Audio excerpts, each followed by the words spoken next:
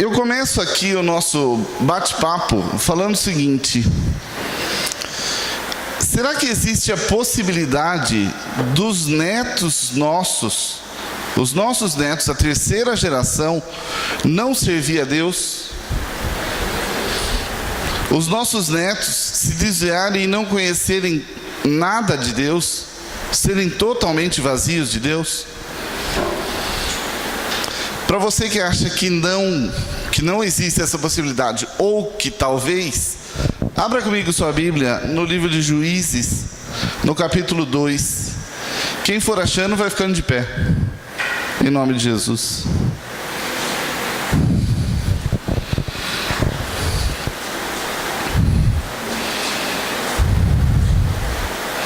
Juízes capítulo 2.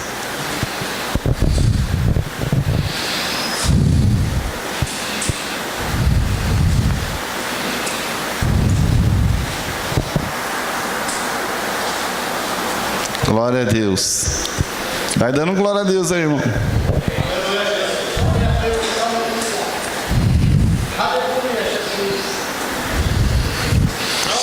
O versículo é o de número 7. Posso ler? E o povo serviu ao Senhor nos dias de Josué, e todos os dias dos anciãos que sobreviveram a Josué, e que tinham visto toda aquela grande obra do Senhor, a qual ele fizera a favor de Israel. Vamos orar? Feche seus olhos. Senhor nosso Deus e Pai, nos colocamos à Tua presença, ó Pai, e acabamos de ler a Tua palavra. Fala conosco, Espírito Santo, ministra em cada coração. A igreja é Tua, o povo é Teu, e nós somos apenas instrumentos. Vem, Espírito Santo, e fala conosco, trabalha nas nossas vidas hoje, no nome de Jesus. Amém.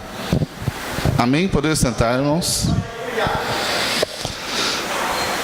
Então, irmãos, a pergunta é essa: será que a nossa terceira geração, os nossos netos, teriam a possibilidade de não conhecer ao Senhor? Será que existe essa possibilidade? O versículo que nós lemos ali é o final da vida de Josué. Ele está com 110 anos e ali na sequência do versículo ele morre. Josué foi o cara que acompanhou Moisés em todas as pragas do Egito, na abertura do Mar Vermelho, acompanhou Moisés em toda a conquista de Canaã. Na verdade ele entrou em Canaã, Moisés não. Era um cara que viveu exatamente todos os feitos de Deus. Josué, ele foi de uma geração que viu e participou dos feitos de Deus. Amém? Então,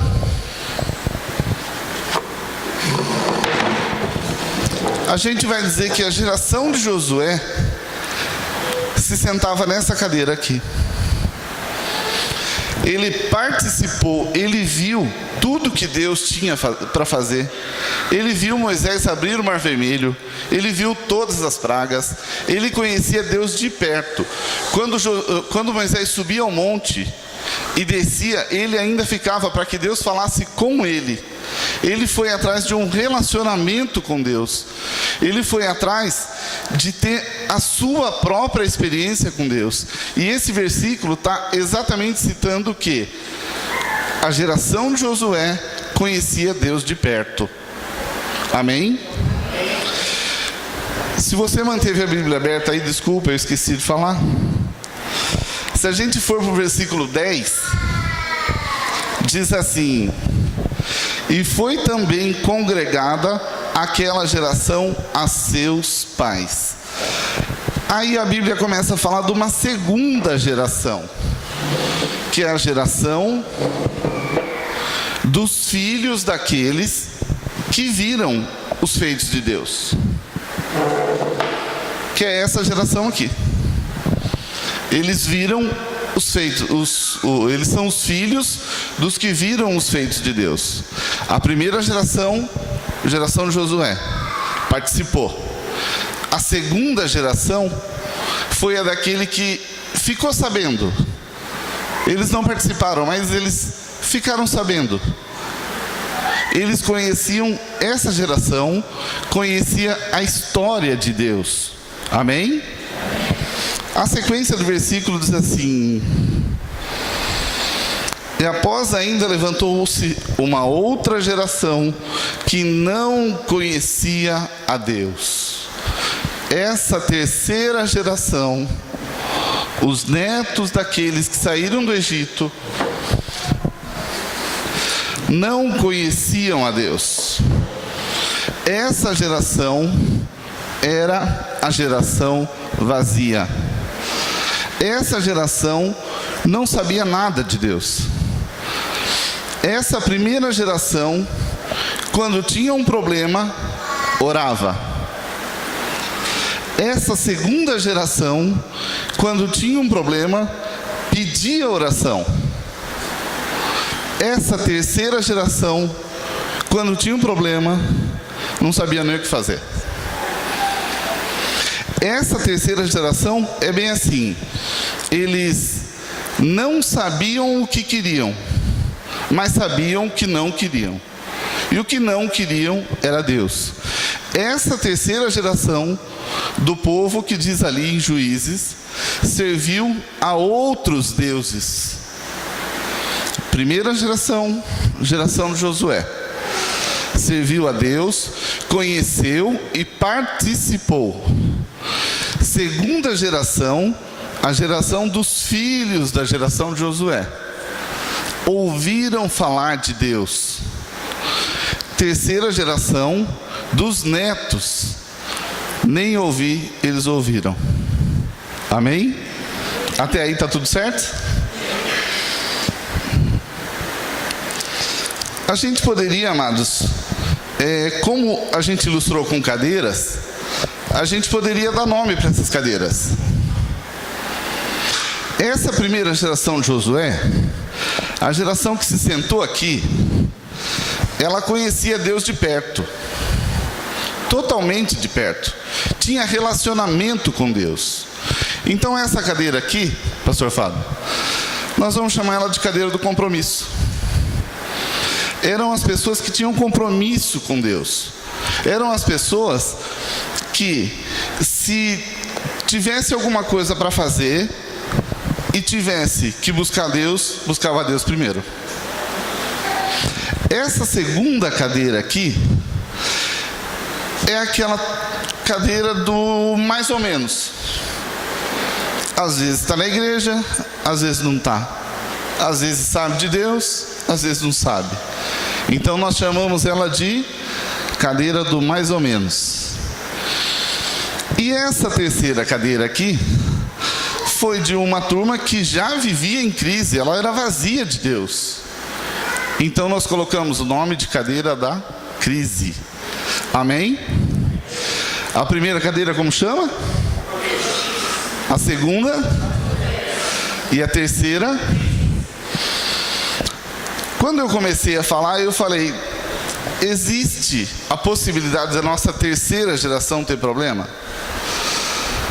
Nesse texto de Juízes, já mostra que sim.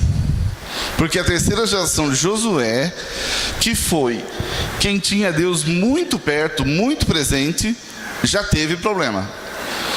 Mas a gente vai trazer aqui uma família que teve problema: pai, filho e neto. Que cada um sentou nessa cadeira, numa dessas cadeiras. E o primeiro cara que a gente vai trazer que sentou aqui, ó, é Abraão. Abraão, a Bíblia o chama de o pai da fé. Abraão sentou nessa cadeira com muito gosto. Abraão, quando Deus o chama para ele sair da terra dos seus pais, ele nem pergunta, amados, para onde era. Se Deus faz isso comigo, eu falo assim: Deus, posso ir buscar Adriano? Quanto de combustível eu tenho que pôr no carro? Ele não questionou nada. Se você ler a vida de Abraão, ele não questionou. Deus falou: sai da tua terra, e ele pegou e foi. Ele não perguntou se ia fazer frio, se tinha que levar outro tipo de calçado, se pegava água, mantimento. Não, Abraão pegou e foi.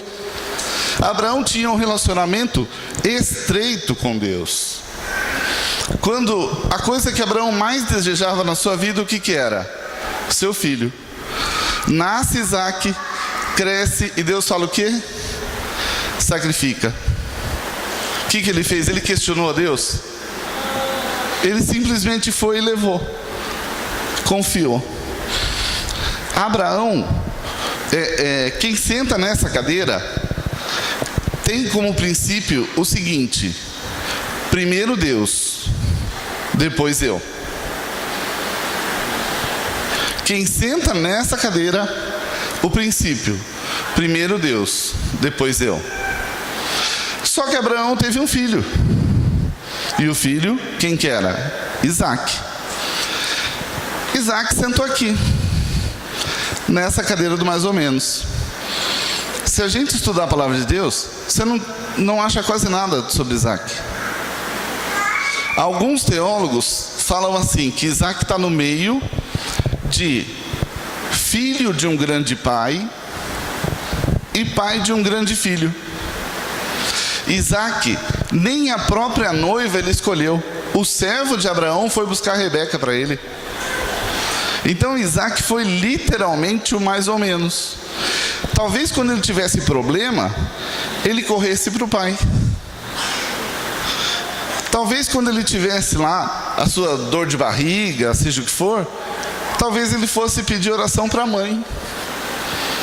Isaac foi literalmente o mais ou menos, mas ele viveu a vida dele bem. Então Isaac, o lema desse primeiro é primeiro Deus, depois eu. O lema do segundo, que é do mais ou menos, é primeiro eu, depois Deus. Só que Isaac também teve filhos. E o mais famoso dele, como que chama? Jacó. Jacó, o nome já diz tudo. O nome já diz que Jacó é enganador. Jacó conseguiu fazer tudo que tinha de errado. Jacó, ele roubou a primogenitura do irmão, ele enganou o pai, tudo que dava, esse cara fazia. Se a gente fosse usar um português um pouco mais claro, a gente chamaria ele de pilantra. Então Jacó, tudo que não dava, tanto que mais da metade da vida ele viveu fugido, porque o irmão Esaú queria matar. Então Jacó sentou aqui na cadeira da crise, totalmente. E se lá é primeiro Deus, depois eu, se aqui é primeiro eu, depois Deus, aqui o que será que é? Primeiro eu, depois eu, depois eu, depois eu, e fazer o que os outros? Então aqui, irmãos, a gente tem o retrato de uma família que passou exatamente isso que a gente começou falando. Se a nossa geração tem a possibilidade da nossa geração se perder dos caminhos do Senhor. A Bíblia chama o que senta aqui, de quente. Lá em Apocalipse 3:23, eu acho, 3:16, chama esse aqui de frio. E chama esse aqui de morno. Agora, você pode abrir sua Bíblia comigo em Apocalipse 3:14, na verdade.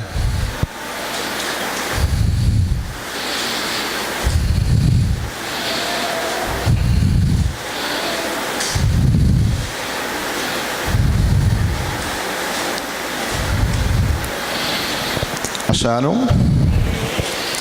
Ao anjo da igreja de Laodiceia escreve isto, diz amém, e a testemunha fiel e verdadeira, o princípio da criação de Deus. Versículo 15: conheço as tuas obras, que nem és frio nem quente. Quem dera foras frio ou quente. Assim, porque és morno e não és quente nem frio, o que Deus diz? Vomitarei da minha boca. Esse O mais ou menos é o pior de todos. O mais ou menos é aquele irmão que ele vem na igreja, mas se tiver jogo, eu vou assistir o jogo. Esse aqui é aquele irmão que, nossa, fiquei doente, antes da oração eu vou tomar um remédio. Eu não oro, eu deixo para depois. Esse é o pior deles. E a própria Bíblia diz que será vomitado da boca de Deus. Aqui, compromisso total. Aqui, fora, totalmente fora dos caminhos de Deus. E aqui, o mais ou menos. É aquele crente que faz número. É aquele crente que enche a igreja, mas na verdade não está aqui. O corpo está aqui, mas o espírito não. É aquele irmão que você chama para fazer jejum e o cara esquece e come. Você chama para um evento.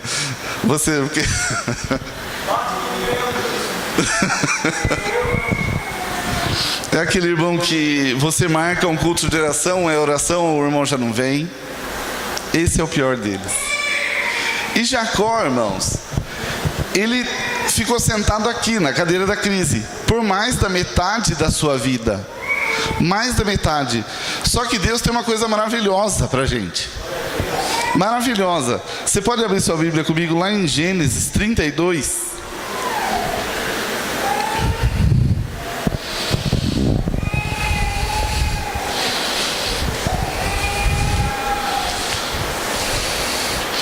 Jacó fica mais de 20 anos fugido da casa de seu pai.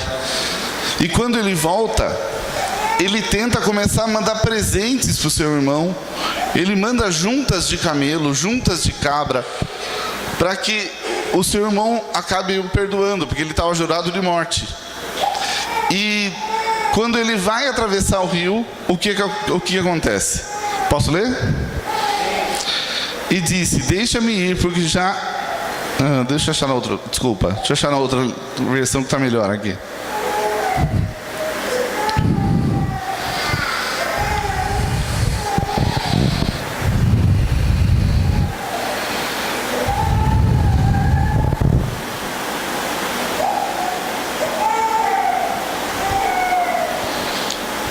O que eu falei? Gênesis o quê?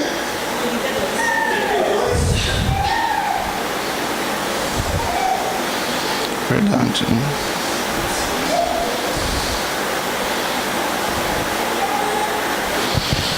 Desculpa o transtorno. Disse o homem: deixa-me ir, porque já vem rompendo o dia. Jacó, porém, respondeu: não te deixarei ir, se não me abençoares. Perguntou-lhe, pois: qual é o teu nome? E ele respondeu: Jacó. Então disse: não te chamarás mais Jacó, mas Israel, porque tens lutado com Deus e com os homens e tem prevalecido. A parte maravilhosa de Deus é que, se nós estivermos sentados aqui, Ele nos dá a oportunidade de ter compromisso com Ele. Se nós estivermos sentados aqui, Ele nos dá a oportunidade de ter compromisso com Ele. E se nós estivermos sentados aqui, Ele honra o nosso compromisso com Ele. Então hoje, irmãos, hoje é o dia que a oportunidade que Jacó teve, Deus está abrindo aqui de novo. Eu desafio você a tomar uma atitude. Se você está sentado aqui, na cadeira da crise, ou se você está sentado aqui, na cadeira do mais ou menos, eu te convido a ficar de pé e eu vou orar por você. Não, na verdade, nós vamos fazer duas orações. Essa é a primeira. Se você está sentado aqui, na cadeira da crise, não está nem aí com Deus, não é isso que eu acho que eu não quero, eu não sei se eu quero. Ou se você está sentado aqui, eu estou na igreja, mas não estou, eu vou de vez em quando, eu quero orar por você. Queria que vocês se colocassem de pé.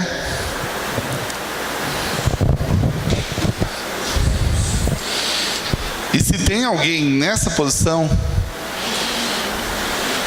Toma uma atitude.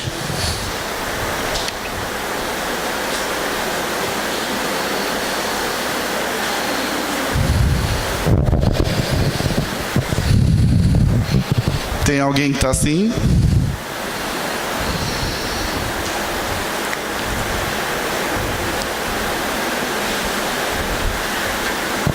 Amém. Então nós vamos para a segunda oração. Se você está aí com a sua família, nós começamos dizendo que a nossa terceira geração podia ter problema, não é? Então eu peço que você pegue a sua família aí, que você dê a mão para sua esposa, para seus filhos, e nós vamos pedir que Deus realmente proteja para que isso não venha acontecer na nossa família. Que essa possibilidade, Deus ajude-nos a não deixar acontecer, que as nossas gerações sejam conhecidas como servos de Deus. Vamos orar? Feche seus olhos. Deus maravilhoso, santo, nos colocamos na Tua presença, ó Deus, para Te agradecer porque o Senhor tem cuidado de nós, o Senhor tem cuidado das nossas vidas, Senhor. Sabemos que muitas famílias têm problemas, Senhor, problemas de os filhos acabarem se perdendo no meio desses caminhos, Senhor, mas nós queremos que o Seu Espírito Santo nos ajude, ó Pai, a não deixar que isso aconteça. Ajuda-nos, ó Pai, a cuidar dos nossos, Senhor, que as nossas gerações sejam conhecidas, ó Pai, como servos do Senhor, servos de Deus vivo, ó Pai. Vem, coloca as Tuas mãos, coloca a Tua unção sobre a nossa família, Senhor. Cobre com Teu poder, Senhor. Traz salvação, traz cura, traz libertação, Senhor, para as nossas famílias, ó Pai. Ajuda-nos e ensina-nos a cuidar das nossas famílias, ó Pai, para que sejamos conhecidos como filhos de Deus, ó Pai. No nome de Jesus, Senhor. Amém e amém, Senhor. Amém.